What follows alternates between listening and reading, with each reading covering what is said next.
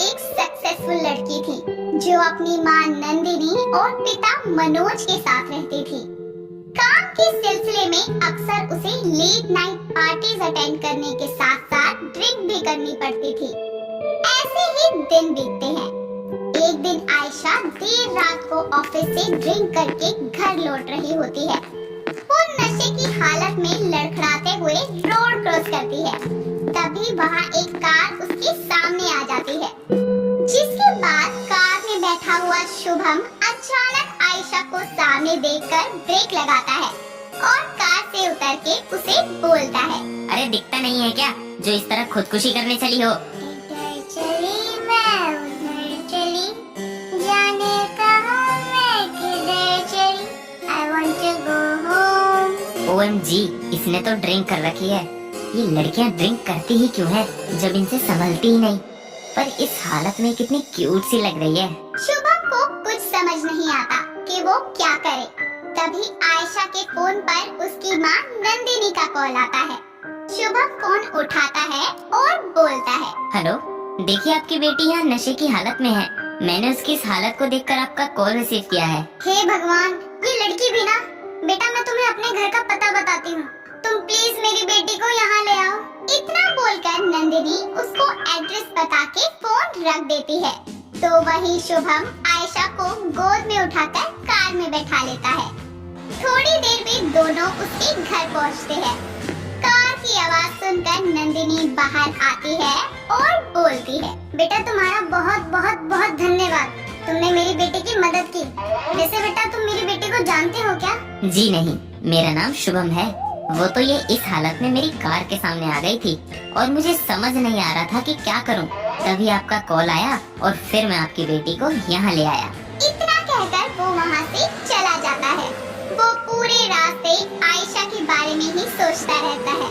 अगले दिन जब आयशा सुबह सोकर उठती है तो नंदिनी उसके कमरे में आकर बोलती है, ले पी ले इसे, तुझे अच्छा फील होगा। तुझे कुछ पता भी है कल की रात क्या हालत थी तेरी? नशे में बिल्कुल बेसुध थी। अरे भला हो उस लड़के का कि वो तुझे सही सलामत घर ले आया। लड़का? कौन लड़का? अरे शुभम, जिसने रात को तेरी मदद की थी। मैं तो चाहती हूँ कि भगवान करे तुझे वैसा ही पति मिले। माँ कुछ भी कहती हो, अरे मदद की थी उसके लिए शुक्रिया बोल दोगे जब कभी मिलेगा। शादी तक पहुँच गए आप तो। ऐसे ही समय बीतता है और एक दिन आयशा अपने ऑफिस के बाहर टैक्सी का वेट कर रही होती है। तभी शुभम वहाँ से गुजर रहा होता है।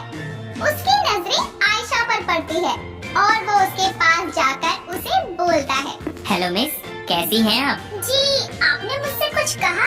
क्या आप मुझे जानते हैं? ओह, तो आपको मेरा चेहरा भी याद नहीं है? हाँ, होगा भी कैसे, इतने नशे में तो लोग खुद को भी भूल जाते हैं। वैसे इतना हैंडसम चेहरा कोई कैसे भूल सकता है? ओहो, तो आप हैं मिस्टर शुभम। माँ ने बताया था आपके बारे में। मैं तब से ही आपसे मिलना चाहती थी ताकि आपको मिलकर थैंक यू बोल सकूं। बस ठीक है। वैसे एक बात कहनी थी, आप नशे की हालत में भी बहुत खूबसूरत और प्यारी लगती हो।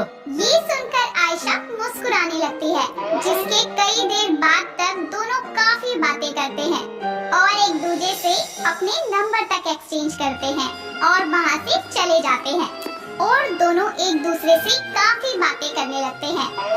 ऐसे ही दिन बीतते हैं और एक दिन दोनों शादी करने का फैसला लेते हैं और अपने माता पिता को अपने प्यार के बारे में बताते हैं।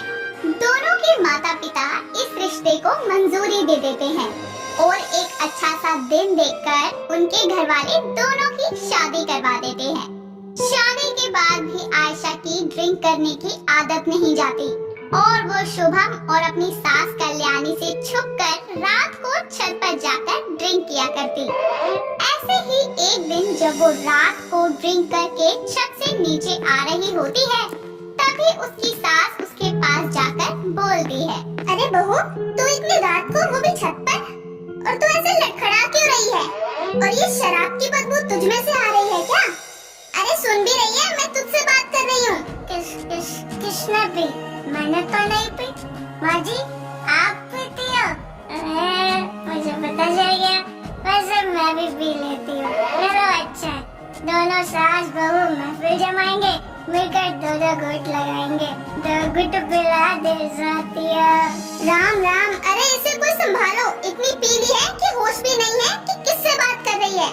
शुभम, शुभम यहाँ और देख तेरी बीवी कैसे नशे में चूर है। कल्याणी इतना बोलती ही है कि आयशा बेहोश हो जाती है। तभी वहाँ शुभम आता है और वो आयशा को अपनी गोद में उठाकर ले जाकर कमरे में सुला देता है।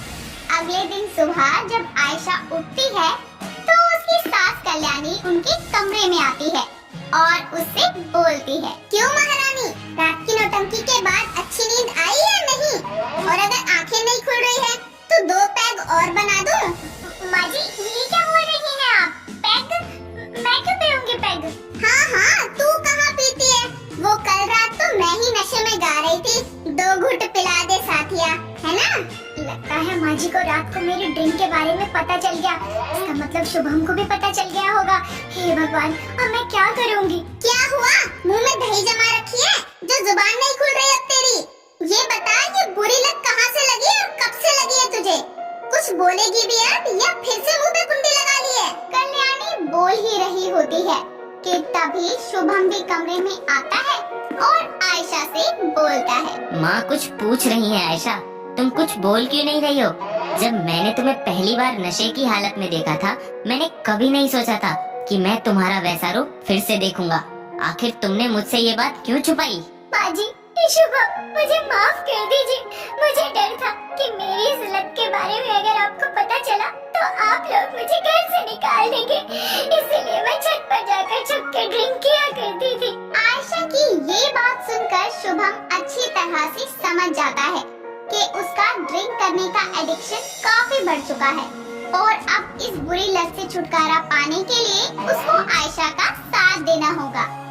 अगले दिन शुभम अपनी माँ से इस बारे में बात करता है। माँ, मुझे लगता है कि हमें आयशा को नशा मुक्ति केंद्र में ले जाना चाहिए ताकि वो अपनी ड्रिंक करने के एडिक्शन से हमेशा के लिए छुटकारा पा सके।